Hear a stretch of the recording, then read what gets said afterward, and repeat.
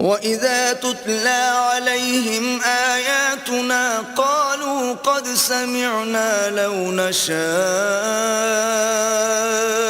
لَقُلْنَا مِثْلَ هَذَا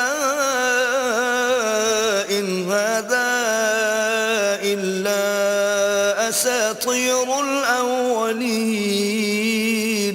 اور جب ان کو ہماری آیتیں پڑھ کر سنائی جاتی ہیں تو کہتے ہیں یہ کلام ہم نے سن لیا ہے، اگر ہم چاہیں تو اسی طرح کا کلام ہم بھی کہہ دیں، اور یہ ہے ہی کیا، صرف اگلے لوگوں کی حکایتیں ہیں۔ وَإِذْ قَالُوا اللَّهُمَّ إِن كَانَ هَذَا هُوَ الْحَقَّ مِنْ عِندِكَ فَأَمْطِرْ عَلَيْنَا حِجَارَةً مِنَ السَّمَاءِ أَوْ ائْتِنَا بِعَذَابٍ أَلِيمٍ۔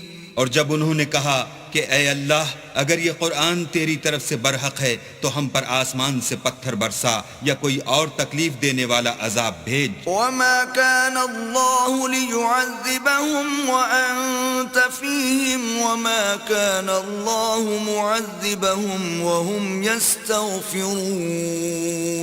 اور اللہ ایسا نہ تھا کہ جب تک تم ان میں سے تھے انہیں عذاب دیتا، اور نہ ایسا تھا کہ وہ بخشش مانگیں اور انہیں عذاب دے۔ وَمَا لَهُمْ أَلَّا يُعَذِّبَهُمُ اللَّهُ وَهُمْ يَصُدُّونَ عَنِ الْمَسْجِدِ الْحَرَامِ وَمَا كَانُوا أَوْلِيَاءَهُ